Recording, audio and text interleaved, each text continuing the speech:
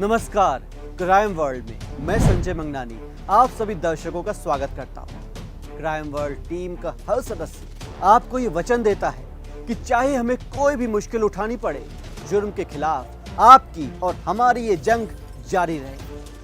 पूरे जोश, पूरी दिलेरी और पूरी ईमानदारी के साथ हम आपको ये वचन देते हैं कि क्राइम वर्ल्ड के माध्यम से निडर, निर्भीक और निस्वार्थ रिपोर्टिंग करते रहेंगे। क्यों आखिर क्यों धर्म के नाम पर एक और कत्ल हो गया? आखिर क्यों 2 बच्चों का बाप हमेशा के लिए नींद में सो गया? आखिर क्यों इंसानियत आज फिर शर्मसार हुई? ईमान किसी का खो गया? क्यों और आखिर क्यों? जिसकी कोई गलती नहीं थी, जो निर्दोष था, बेकसूर था, बेचारा कन्हैया लाल आखिर क्यों मर हो गया? किसी से नहीं पूछेंगे, लेकिन आज इन्हीं सब सवालों के जवाब आपके साथ हम भी ढूंढेंगे। साथियों, मिटा लीजिए मन की सारी खींच, क्योंकि आज आपकी लगी है अदालत, जिसमें आप ही हैं वकील और आप ही हैं न्यायाधीश। साथियों, आप देख रहे हैं क्राइम वर्ल्ड, जहां आप देखेंगे हिंदुस्तान के सबसे दर्दनाक, हिंदुस्तान के सबसे शर्मनाक और हिंदुस्तान के सबसे खौफनाक कत्ल की सच्ची कहानी।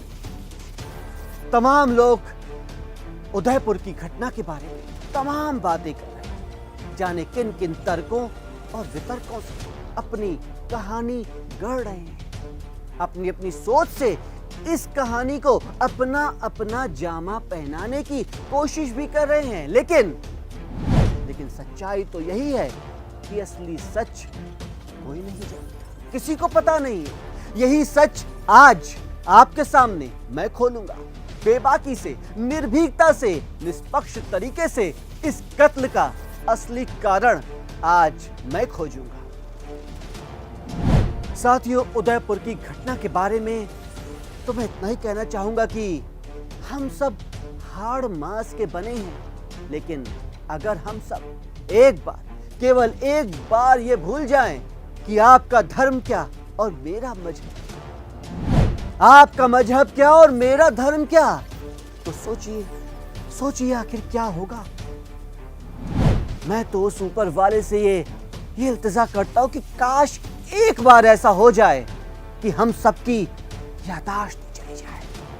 मैं दिल से बोलता हूं, हमारे बीच में इतना प्यार होगा जितना कि इस धरती को स्वर्ग बनाने के लिए काफी। दोस्तों, अगर हम सबकी पहचान ही खो जाए तो हम सबकी आपस की दुश्मनी अपने आप खत्म हो जाएगी, लेकिन शायद ऐसा होना नामुमकिन है। मैं यहां पर किसी भी धर्म का बिल्कुल भी नाम नहीं लूंगा, लेकिन ऐसा नहीं है कि मैं किसी से डरता हूं या मैं किसी का पक्ष ले रहा हूं, लेकिन मैं किसी भी धर्म का नाम लेकर तो क्या करूं?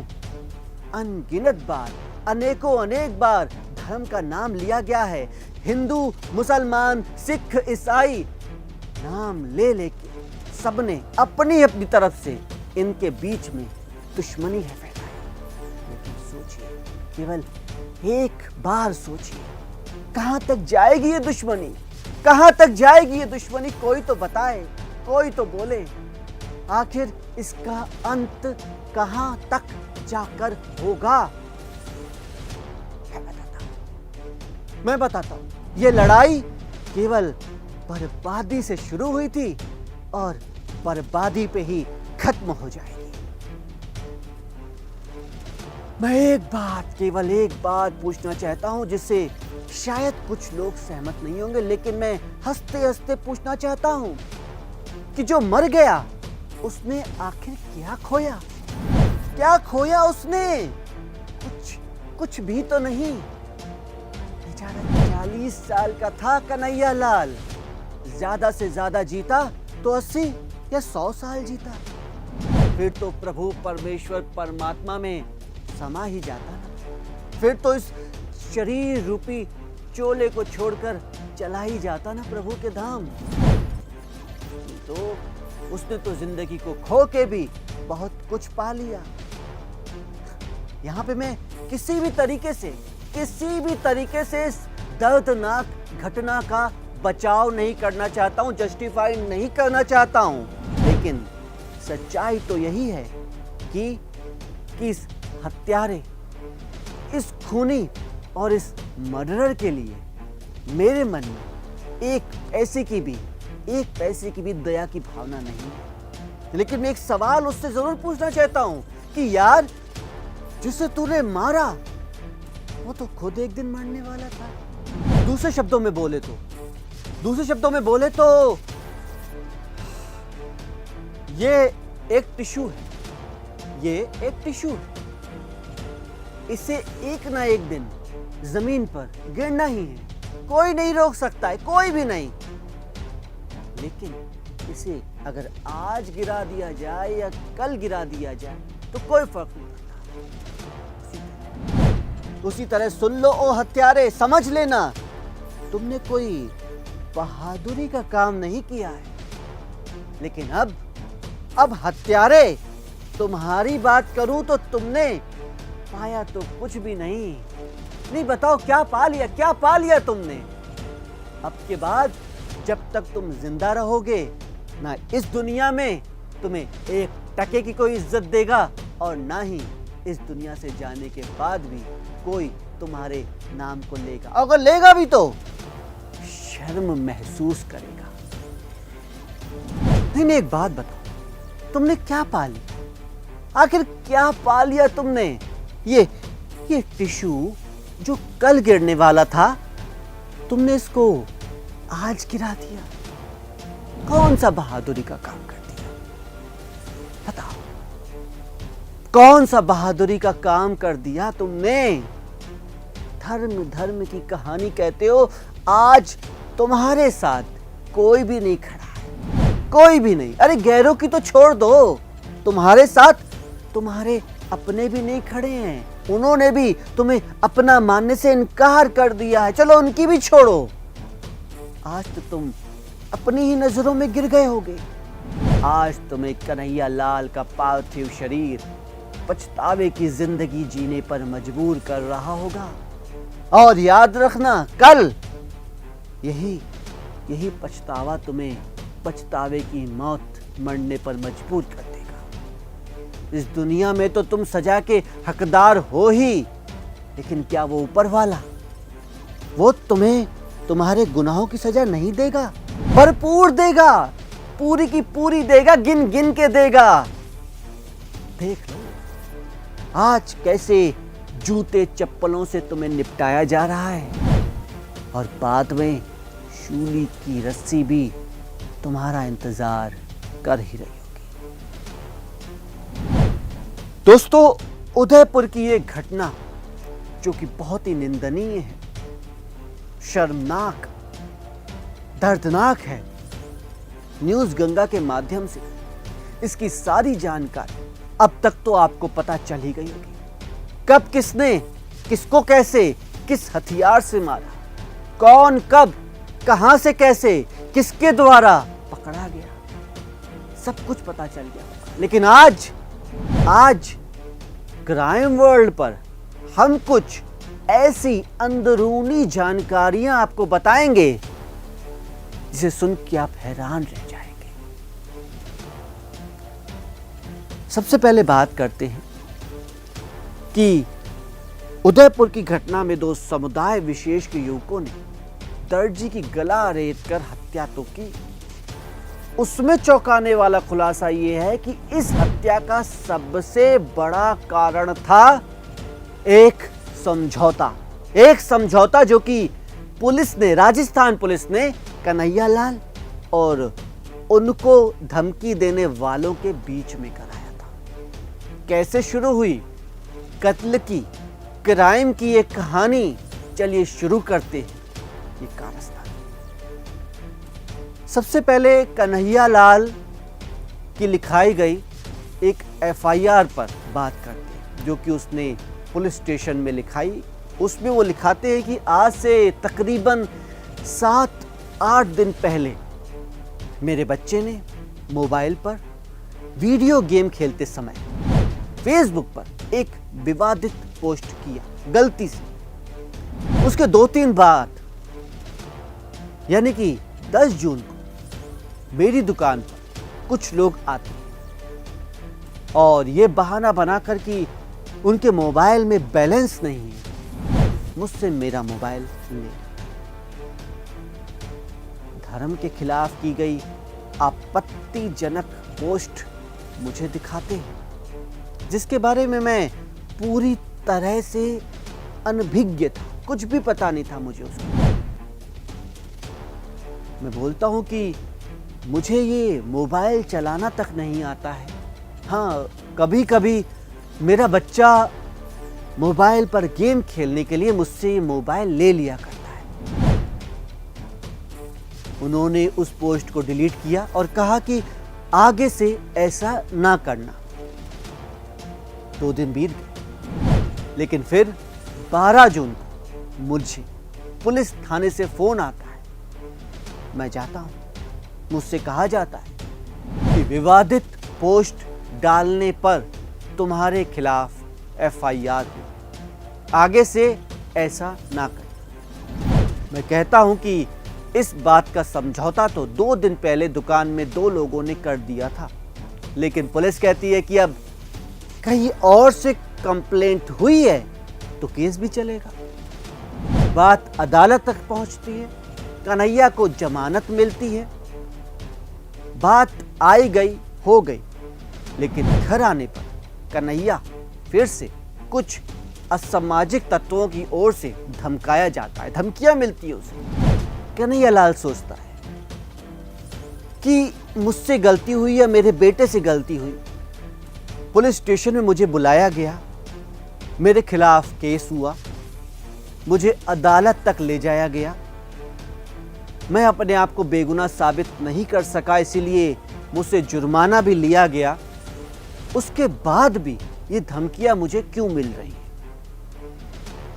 जान से मारने की मिली इन धमकियों की वजह से अगले 7 दिन तक कन्हैया लाल अपनी टेलर की दुकान बंद रखता है। लेकिन 40 साल का गरीब दर्जी छोटी सी दुकान चला के अपने बीवी बच्चों का पेट पालने वाला एक बेकसूर मासूम कन्हैया लाल अब खुद पुलिस के पास जाता है अपनी तरफ से शिकायत लेकर। सारी कहानी बयान करता है, कैसे उसे बेटे की एक गलती की वजह से दुकान में घुसकर धमकाया गया। उन्होंने न सिर्फ उसका मोबाइल लेकर उसकी पोस्ट डिलीट की, आगे से ऐसा ना करने की ताकीद दी। मैंने उनकी बात मान ली।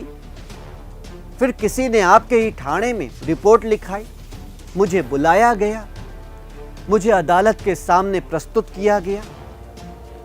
मैंने बेल भरी और वापस मैं अपने काम पर आ गया। लेकिन अभी भी मुझे धमकियां मिल रही हैं। मेरी दुकान अभी भी 7 दिन से बंद है, धमकियां भी मिल रही हैं।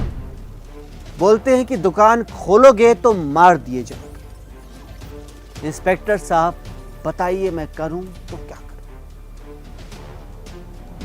लेकिन अब असली मोड़, इस कहानी का असली मोड़ अब शुरू होता है। यहां से ही राजस्थान पुलिस का दोहरा चरित्र, दोहरा मापदंड उजागर होता है।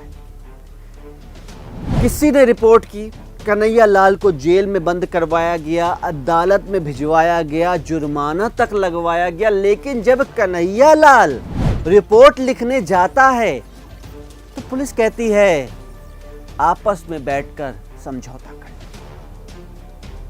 तो जब गली मोहल्ले दोनों पक्षों के कुछ लोग पुलिस के सामने ये समझौता करा देते तो कन्हैया लाल बेफिक्र हो जाता है। वो सोचता है चलो जो भी हुआ अब तक, अब मैं अपनी रोजी रोटी से दूर नहीं हो सकता हूं। आखिरकार वो अपनी दुकान खोलता है। अगर हम राजस्थान पुलिस के अब तक के कर्मों की बात करें तो उन्हें क्या करना चाहिए था? उन्हें कन्हैया लाल को जैसे गिरफ्तार किया वैसे ही उसे धमकी देने वालों को कम से कम गिरफ्तार तो करते, उनसे पूछताछ तो करते। ये तो देखते किसने धमकी दी, क्या उस धमकी में कोई सच्चाई है या नहीं। लेकिन पुलिस वालों ने सोचा एक और मुकदमे का बवाल कौन पाता है, फिर कौन कागज काले करता है, ऊपर तक साहब तक शायद बात पहुंच जाए। अरे छोड़ो, वो अपने आप मामला बाहर ही सुलटा लेंगे, हम क्यों सौदावदी पाए। लेकिन पुलिस ये भूल गई कि धमकी किसने दी और समझौता किस किस के बीच हुआ। जिसने धमकी दी है, क्या उनके पीछे कोई और लोग हैं? पुलिस ने सब जानकारियां इकट्ठी करना जरूरी नहीं समझा और बस समझौता के नाम पर एक बेकसूर को मरने के लिए छोड़ दिया। और बेचारे कन्हैया लाल ने, बेकसूर निर्दोष कन्हैया लाल ने अपनी जान गंवा दी।